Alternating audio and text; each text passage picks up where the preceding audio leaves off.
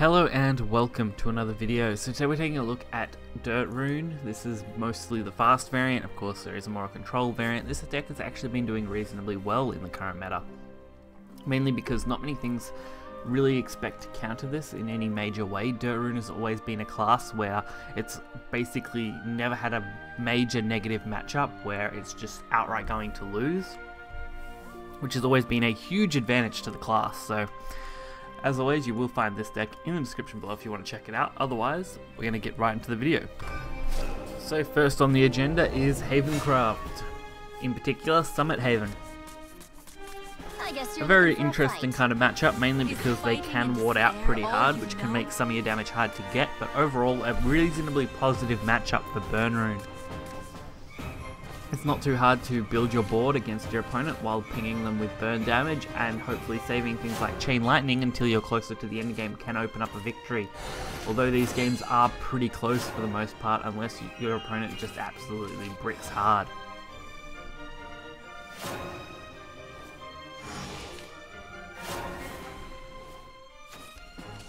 So we get a pretty nice Silent Laboratory play. I always love playing that on curve, especially into a board like this.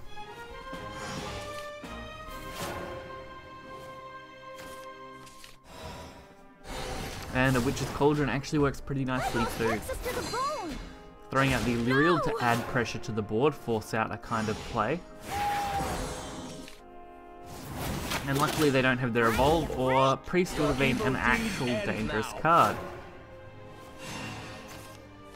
Fortunately for us, we actually have a pretty good play here with the Halo Golem being able to proc an Amulet, get us a couple of damage with the zombie, and clear out this Priest reasonably effectively.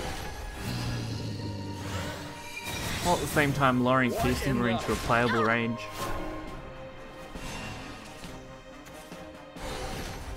And our next turn's actually looking to shape up reasonably nicely. I mean, with Tin Soldier, pretty great to verse. It's not too bad to clear this deck in particular. It's a little bit of a problem in the sense that we have to actually play something and evolve to clear. But it doesn't change my line of play because Dwarven Alchemist, I think, was the better option overall for this turn anyway. Being able to potentially grab something good. And Piercing Rune picks up the slack and gets us that extra bit of face damage we kind of want, while getting an extra Earth Sigil onto the board. So, picks the Stellahan. That card's fine as long as it's not evolved, it's pretty easy to deal with. The Evo on it would have made it much more difficult, but they didn't want to waste their Evos here. So, we get a good chance to draw a couple of cards for free. And use our Master Mage Levi to clear this out and get more damage to the face. Setting up a reasonable amount of damage next turn. Actually a potential lethal if they don't ward up, which Heavenly Knight does pretty well, so a little unfortunate. We do end up having to take some damage. Not here. Not now. But we have some potential. So the Magic Illusionist is a pretty good card, especially with the Evolve on it. We are going to be able to clear this 7/7. How well is the only caveat to this play. I am forced to use the 4/4 because I don't want to use Chain Lightning. I think Chain Lightning is my closest way to go for victory, and don't really want to waste it on a simple play like this. So I do just decide to stack the board, go wide, go hard. I mean, anything kind of sticks, I should be able to make it work. Another Summit Temple looking for any kind of draw. And either of the Whitelings straight off, so it's always a fun one. So it looks like they will be forced to go for the trade at least, which is a bonus. I will repel the encroaching danger. So it is going to at least remove something. Now ideally we would have wanted a transform effect, it would have been perfect there, but even without that this is still pretty good play. I mean, weakening the 7/4 so that it can only deal 4 damage due to the fact they're playing Summit is amazing. And allowed me to potentially open up another lethal with Chain Lightning and anything else I could really need, or just, you know, go with Master Mage into something else. We only need to stick 2 damage to this board and have a way to remove this ward. So with all their players here, all we need to do is remove this 3/4. And at least stick the 2 damage, which is easier said than done, honestly. Luckily for us though, this works out pretty nicely. The only problem now is the fact that Master Mage needs an Earth Sigil, but Dwarven Alchemist comes to our rescue with a perfect curve. I mean, there was a few cards that would have won the game. I could have won with Rats as well if I had have got that. I mean, transforming to 3 would have been perfect. And getting as much damage as we did worked out really nicely. And our next game is Sword. Sword's another deck that can be a little tricky just because it is hyper-aggressive and you are forced to deal with boards more often than not. Also, if it ends up dragging out too long, you end up in the opposite problem where you're waiting on an Albert just to swing face and win. So sometimes you've just got to get a little lucky, as we do in this match too, where even if there is an Albert potential lethal, you've just got to hope that you can win.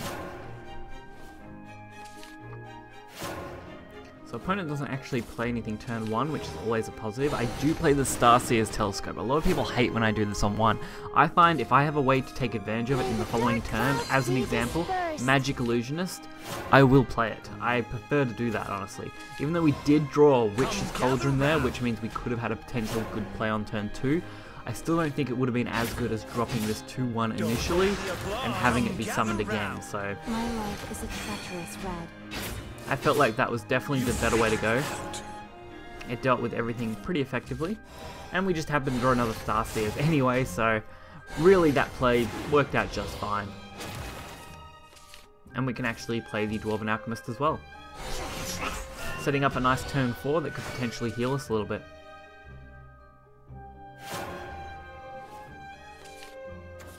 And the Uriel coming down, putting an amulet into their hands, so that makes me start wondering what kind of amulets are they running.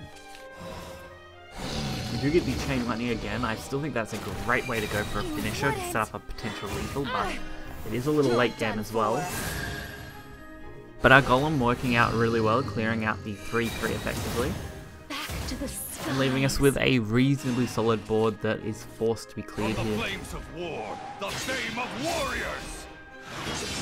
Of course, that's a pretty good way to go. Although it does leave me with a fairly decent turn with just throwing sigils out. And I can throw an Evolve on the Dwarven Alchemist, score an extra 1 point of damage. While not being much for my Evolve cost, I do get to pull a nice card, so any card is actually decent here to go with these Earth Sigils. Mage of Nightfall, pretty good. Can't really fault that. I mean, it's a 6 damage burst if they don't clear it, which Sword typically doesn't clear something like that. But this doesn't seem to be a very typical Sword deck, so we'll just have to wait and see how that plays out. There's not much time left. So 6/6, killing off the 2/3 is pretty normal. You pretty much expect that at this point. The darkness is We do get our Mage of Nightfall now, especially with that nice buff to it.